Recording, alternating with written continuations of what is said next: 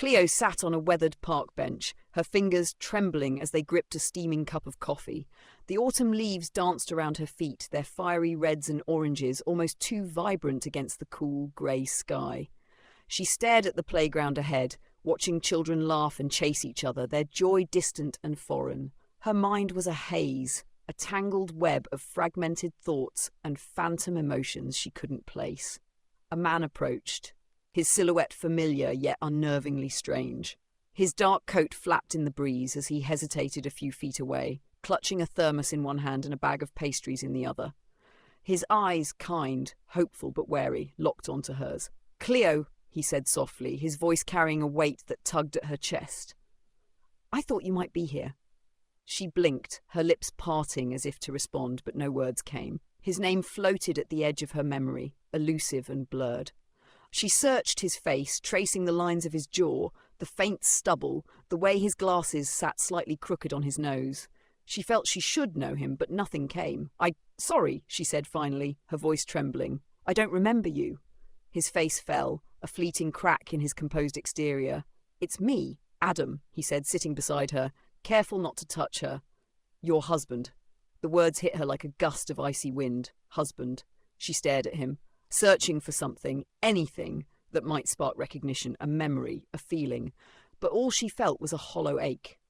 "I don't remember being married," she whispered, her voice barely audible. Adam exhaled, running a hand through his hair. "The doctor said it might take time, that you might not remember everything right away." Her heart raced.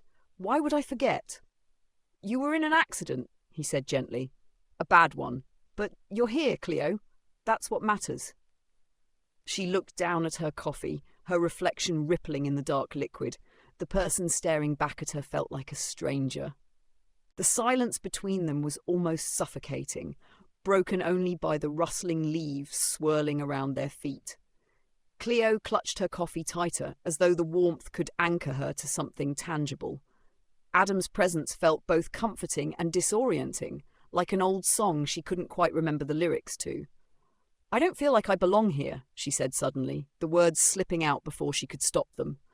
Her eyes darted to Adam's, searching for his reaction. "I don't feel like... me."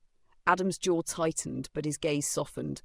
"I can't imagine how confusing this is for you, but we'll get through it, Cleo. Together."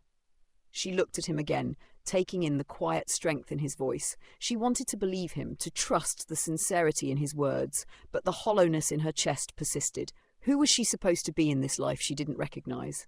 And who was this man who seemed to know her better than she knew herself? "Do we live nearby?" she asked hesitantly, changing the subject. Adam nodded, his lips curving into a small smile. "Just a few blocks away. You've always loved this park. You'd come here to think, to draw, to, well, escape when you needed space." "Draw?" she echoed, her brows furrowing. "I draw?" "You used to," he said, a flicker of sadness crossing his face. "You were amazing, but you haven't touched your sketchbooks in years." Cleo's chest tightened at the idea of a passion she couldn't remember. She set her coffee down on the bench, her hands trembling slightly. "Can we go home?" she asked quietly. "I think I need to see it." Adam stood immediately, offering her his hand. She hesitated, staring at it as though it were an alien gesture. Finally, she took it, his palm warm against hers. As they walked, Cleo noticed how their hands fit together naturally, as if they'd done this 1,000 times before. When they reached the house, a charming brick cottage nestled beneath an oak tree, her breath caught. It was beautiful, but it felt like stepping into someone else's life. "Welcome home," Adam said softly. Cleo stepped inside the house, her heart pounding as she took in the surroundings. The smell of baked cinnamon lingered in the air, and the soft hum of a clock ticked from the living room. Everything looked so warm, so inviting, yet none of it felt hers. She wandered through the space as if she were a guest, her fingertips brushing along the edge of a bookshelf filled with novels she didn't remember reading. Adam stayed a few steps behind her, watching her every move. "Take your time," he said gently. Her eyes caught on a photograph perched on the mantel, a picture of her and Adam on a beach, both of them laughing, her hair wild in the wind. She stared at it, willing the memory to surface, but it stayed buried, unreachable. "How long have we been married?" she asked, her voice distant. 7 years, Adam replied, his tone steady but cautious. 7 years, she repeated, almost to herself. She picked up the frame, examining her younger, smiling face. It felt like looking at a stranger. What happened to us before the accident? Adam hesitated, the air between them growing heavy. It wasn't always easy, he admitted, his voice soft. We had rough patches, like anyone, but we loved each other. She nodded absently, placing the photo back on the mantel. As she turned, her eyes landed on a door slightly ajar at the end of the hallway. Something about it tugged at her, a quiet insistence she couldn't ignore. "What's in there?" she asked. Adam's face stiffened, his jaw tightening. "That's just the office," he said quickly. "It's a mess. I've been meaning to clean it." But Cleo was already moving toward it, her curiosity outweighing his protests. She pushed the door open, revealing a dimly lit room cluttered with papers and boxes. In the center of the desk was a stack of letters, her name scrawled on each envelope in Adam's handwriting. She picked one up, the paper trembling in her hands. The date on the letter was from months before her accident. She unfolded it and read the first line. "Cleo, I don't know if we can keep pretending this marriage is working." Her blood ran cold. She turned to Adam, her voice barely a whisper. "What is this?" Adam's face paled as he stepped into the doorway, his presence suddenly looming in the small office.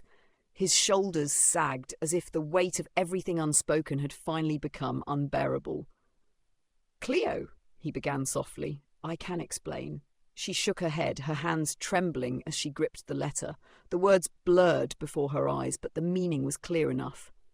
"I don't know if we can keep pretending this marriage is working." It echoed in her mind like a bell tolling. "Explain what, Adam?" she snapped, her voice breaking. "That you were planning to leave me?" "It's not what you think," he said, taking a cautious step closer. "Please, let me." "Don't," she interrupted, holding up her hand to stop him. "Don't stand there and tell me it's not what I think when it's right here. You were done with us. You were done with me." Tears stung her eyes, but anger kept them from falling. She rifled through the stack of letters, finding more of the same. Adam's words, pouring out his frustrations, his doubts, his pain. It was all there, raw and unfiltered. "You didn't even tell me," she whispered, her voice trembling now with hurt. "You just wrote these letters and hid them away. Did you think I'd never find out?"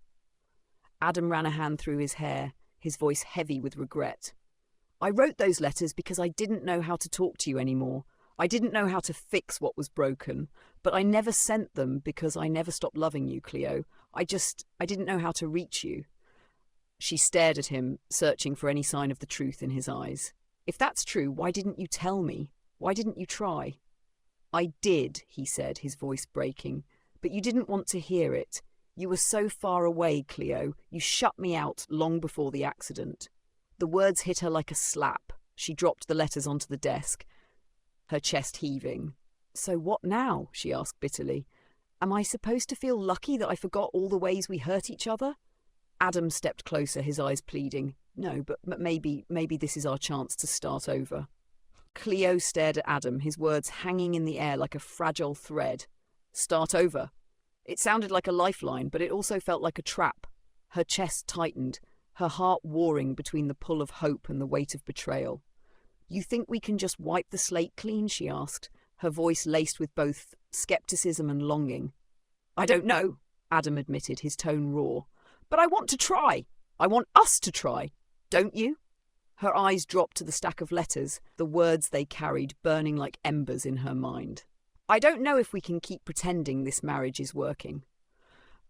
She wanted to push them away, to pretend she hadn't read them, but they were a part of her now, just like this strange, fractured life she'd woken up to. "I don't even know who I was before," she said, her voice trembling.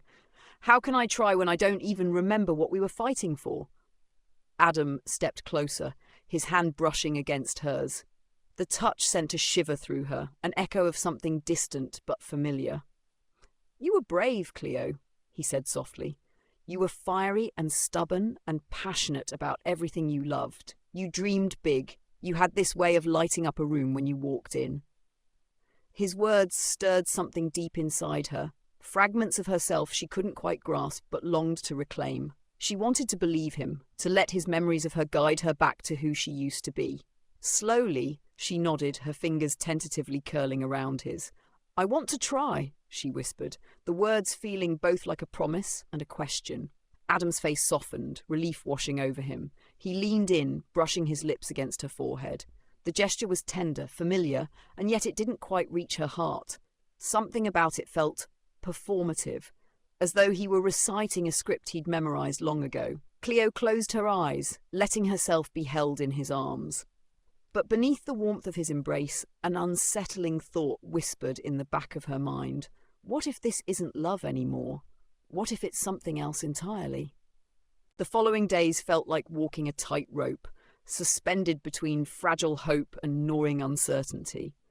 Adam was attentive, almost too much so. He brought her coffee in the mornings, shared stories about their early years, and encouraged her to sketch again. He seemed determined to rebuild what they had, to help her rediscover herself. But the harder he tried, the more Cleo felt the shadow of something unspoken between them. One evening, as they sat in the living room, Adam pulled out a box filled with old photographs. I thought these might help, he said, placing the box on the coffee table. Cleo sifted through the pictures, her fingers brushing over the glossy prints.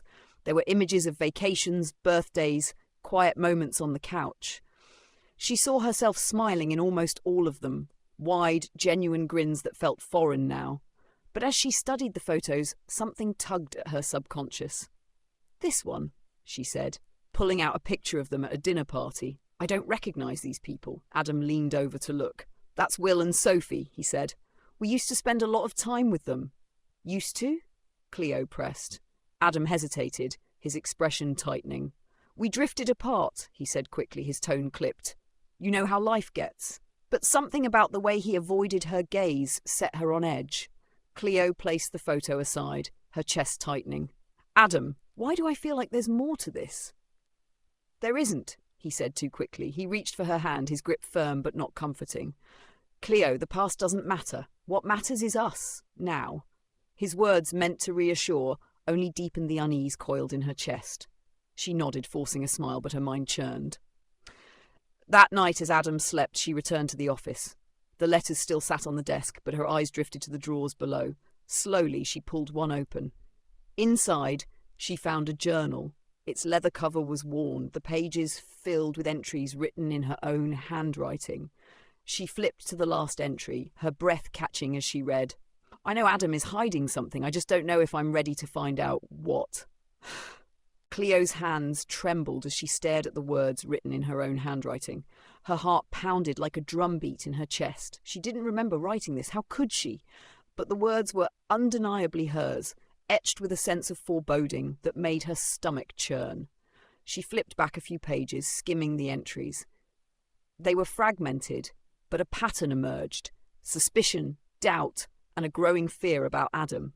He's been coming home later and later, always with an excuse that doesn't quite add up. I'm starting to wonder if he's lying. He says he loves me, but there's a distance in his eyes, like he's carrying something he won't share. I found a receipt in his jacket pocket today for a jewellery store I've never heard of. It wasn't for me.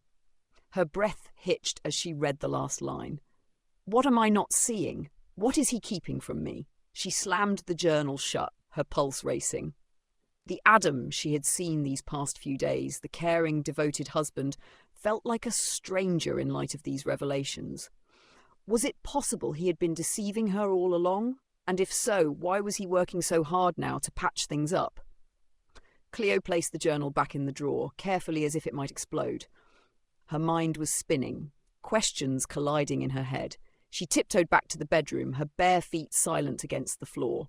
Adam was still asleep, his face peaceful, almost serene. He looked so normal. But now every gesture, every smile, every reassuring word he'd given her felt tainted. Was his kindness genuine, or was it guilt? As she slid under the covers, her back turned to him, she whispered to herself, I need to find out the truth.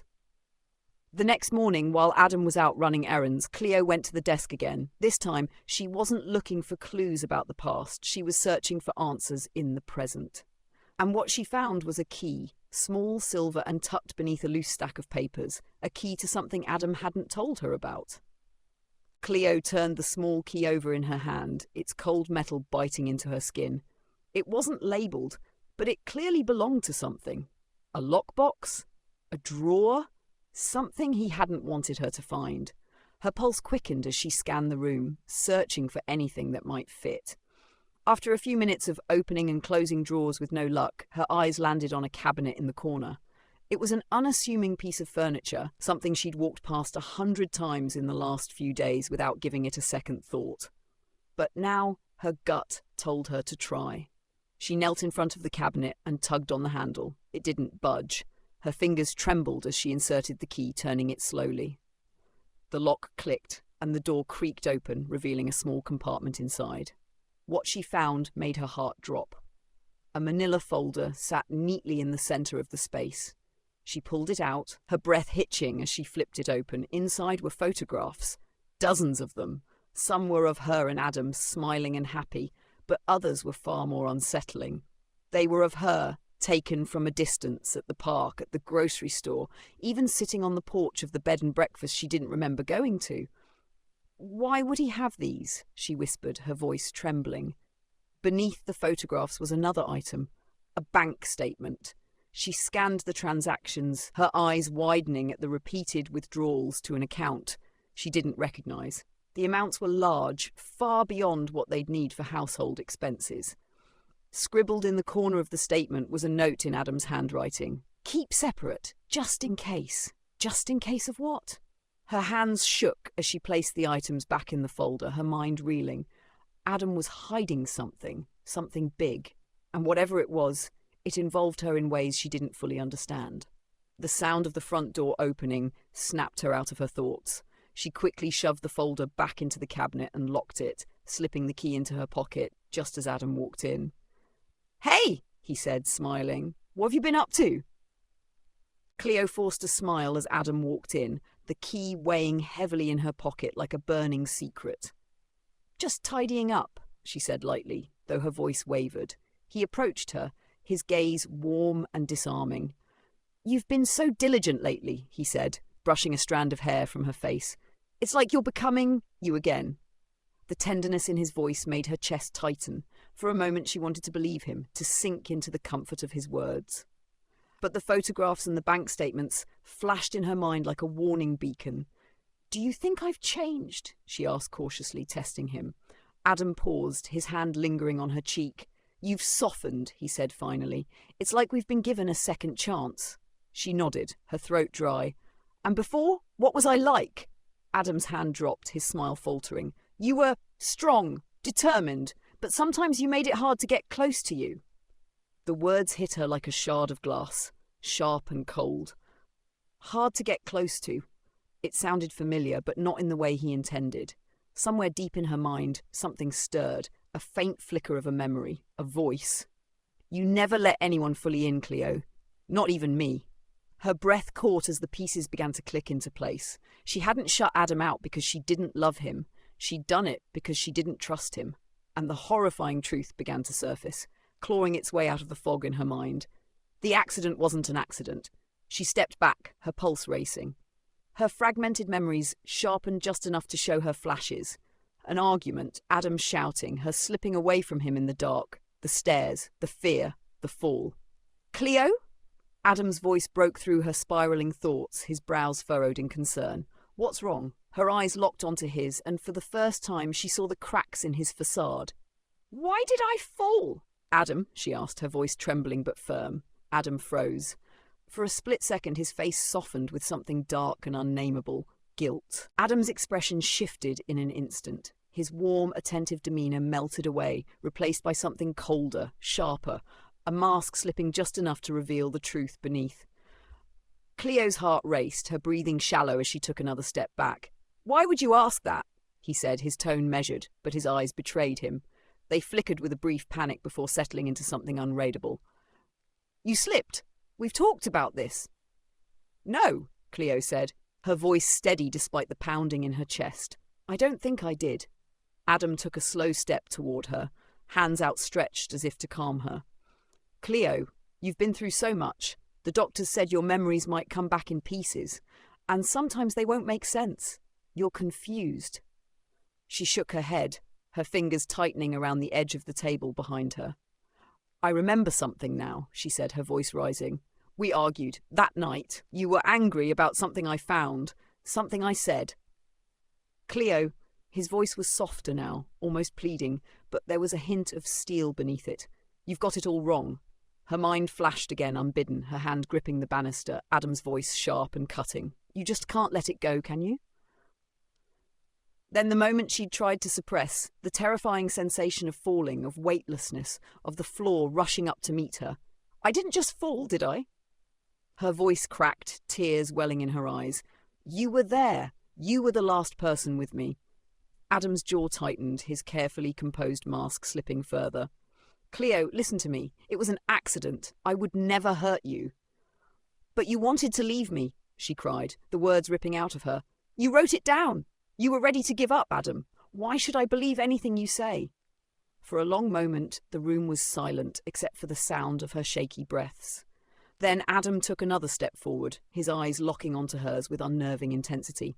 I wanted to leave, he admitted, his voice low and deliberate, but I didn't. And now I've got you back. We have a second chance, Cleo. Don't ruin it. Cleo's blood ran cold at Adam's words, the twisted undertone of his plea sending a shiver down her spine. Her mind raced, trying to reconcile the man she'd thought she was rediscovering with the one standing in front of her now, calm, deliberate, and frighteningly insistent. This isn't a second chance, she said, her voice trembling but resolute. This is you trying to control me. Adam's face softened, but his eyes stayed locked on hers. Control you? Cleo, no! I love you. Everything I've done has been for us. For us, she snapped, stepping back further. Keeping secrets? Hiding those letters? The photos, Adam, the bank account. How is any of that for us?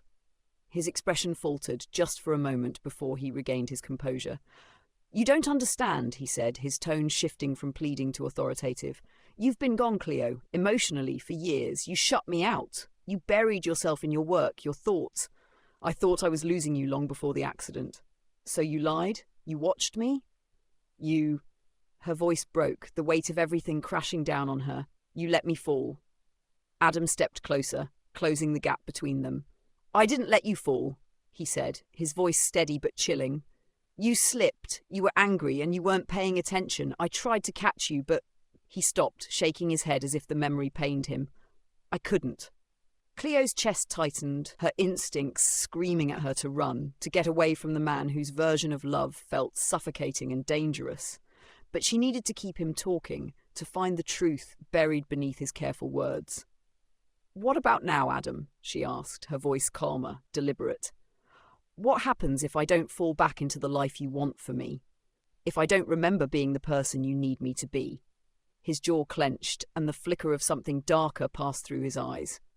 You will, he said firmly, because I'll help you. That's what I've been doing this whole time, helping you come back to who you really are. Cleo's stomach churned. Who I really am, or who you want me to be. Cleo took a deep breath, steadying herself. She realized that Adam wasn't a monster, but a man desperate to hold on to something that had already slipped through his fingers. His actions were wrong, manipulative, suffocating, but she could see now that they stemmed from fear, not malice. Adam, she said softly, lowering her voice, I'm not the same person I was before. I might never be, and maybe that's a good thing. He blinked, clearly thrown by her change in tone. What do you mean? I mean, we've both been holding on too tightly to something that wasn't working. She stepped closer, her voice steady. You were right. I did shut you out. I let my fear of vulnerability push you away, and I see that now. But love isn't about trying to force someone to stay the same. It's about growing together, even when it's hard. Adam's shoulders sagged, the fight draining out of him. I just wanted us to work again, he said quietly. I wanted to fix it. And maybe we can, she said, surprising herself with the hope in her voice. But not like this. Not by pretending everything is fine or by burying the past. We have to face it, Adam. All of it. He looked at her, his eyes softening. Do you think we can? I don't know, she admitted. But I want to try. For real this time. No secrets. No pretending. Adam hesitated, then nodded, his expression both relieved and uncertain. I don't want to lose you, Cleo. You won't, she said, taking his hand.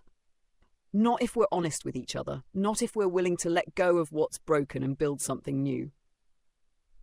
For the first time in weeks, the tension between them began to ease. They stood there in the quiet, holding hands as the weight of their shared pain began to lift. Cleo didn't know what the future held, but she knew this was a start. Not a perfect one, but an honest one. And for now, that was enough. The days that followed were quiet but transformative, a delicate rebuilding of trust and connection. Cleo and Adam began spending their evenings talking, truly talking. They laid everything bare, the doubts, the fears, the pain they'd both been carrying, the letters, the photographs, even the shadow of the accident. All of it was brought into the open. One evening, they sat together in the living room, a fire crackling softly in the hearth. Cleo had her sketchbook open on her lap, a pencil in her hand. She was drawing again, and for the first time it felt like the act of creating wasn't about reclaiming who she used to be, but about discovering who she was now. Adam watched her, his face lit with a quiet awe. "I missed this," he said, his voice warm. "You, sitting there, completely lost in your art. It feels like home again." Cleo glanced up, a smile tugging at her lips. "I'm starting to feel like I'm home too." He leaned forward, resting his elbows on his knees. "Cleo, I know I've made mistakes, big ones. I held on so tightly because I was scared of losing you, and in doing that, I pushed you further away. But I don't want to live like that anymore. I want us to be better, together." She closed her sketchbook, setting it aside. "And we will be," she said, taking his hand. "But only if we promise to let each other grow. No more clinging to the past or trying to fit into old versions of ourselves. Deal?" "Deal," he said, a smile breaking across his face. He pulled her into his arms, holding her close. For the first time in a long time, the embrace felt light, free of guilt, free of fear. It was just them. Months later, they revisited the park where it had all started.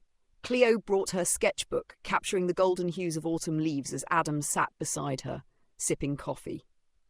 She looked at him, the man who had once been a stranger in her own memory, and now felt like her truest partner. "I love you," she said softly. He smiled, squeezing her hand. "I love you too. And this time, we'll get it right."